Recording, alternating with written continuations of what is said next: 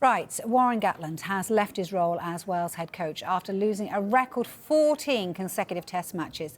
The decision was made by mutual consent. Matt Sherratt will take up the position on an interim basis. Let's go live to Molly Stevens, who's in Hensall for us right now. Good to see you, Molly. Look, this has been coming, it has to be said, but has this been a tough decision nonetheless?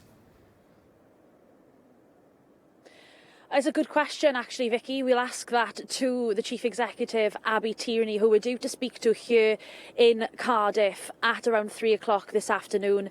The decision would have been tough for her just a matter of months ago when actually Warren Gatland has previously offered his resignation to the Chief Executive back in last Six Nations. He's then gone to 14 successive losses as head coach.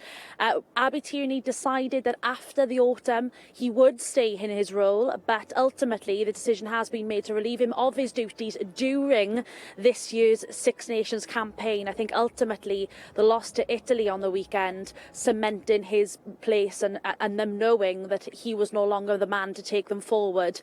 Knowing that the World Cup is looming in 2027.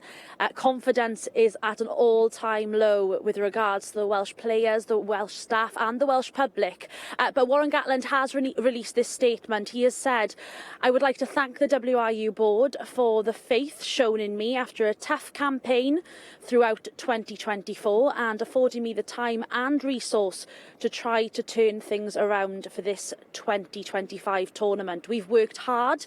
We have a talented young squad that is developing and have been desperate to turn potential into results. But now is the right time for a change. I've reached the end of this particular chapter," he says, "but remain grateful to all those in Wales who have supported me, the players who have played for me, and all those around me, especially my management team who have contributed to what we have achieved over the years." So just to reiterate the news here today that Warren Gatland has left his post as the Wales head coach during this year's Six Nations campaign. 3 matches still to play of the Six Nations campaign.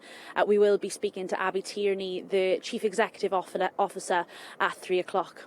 Yeah, Molly, he says it there, doesn't he? He almost refers to it. It's a very honest statement from him. He did have that amazing first spell in charge. He talks about what they achieved. So what do you feel went wrong when he returned to the role this time around? I think times have changed a lot, Vicky. In all honesty, the state of Welsh rugby has changed dramatically, and that's not just from an international level. That filters right the way down through the regions and to the grassroots level of Welsh rugby. Things have changed dramatically. The landscape has changed dramatically. The players in which he played under Warren Gatland in his first spell have also moved on. They have retired, and a new chapter begins for Wales. I mean, if you just look back at the last time Gatland was in charge over his 12-year spell as Wales head coach, it included 3 Grand Slams, 2 World Cup semi-finals and a record run of 14 victories, which meant they briefly topped the world rankings. Now they are 12th in the world rankings, below Georgia, which is really an all-time low for Wales. And if you just look at that first spell, they played 125 games under Warren Gatland, won 70 of them. That's a win rate of 56%. Whereas though in this second spell, only playing 26, they've won 6 matches and have a win rate of 23%. The difference and the gulf in results is pretty stark, and unfortunately that means the end of Warren Gatland's time as Wales head coach in his second spell, although I'm sure he'll be hoping to be remembered for such a successful first spell as Wales head coach. Yeah, and I would agree with that, Molly. I think many people will remember him for those reasons. So it is a young team, so what's next for Wales?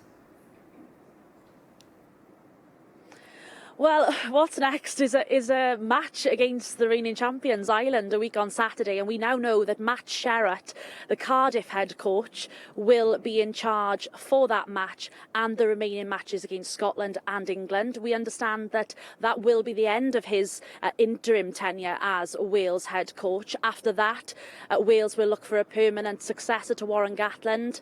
The likes of the interim Ireland boss, Simon Easterby, is in the frame, as is Glasgow head coach Franco Smith. Michael Checker has also been rumoured, the former Australia head coach. He has been rumoured to be taking the frame after. But these are just purely speculations at the moment.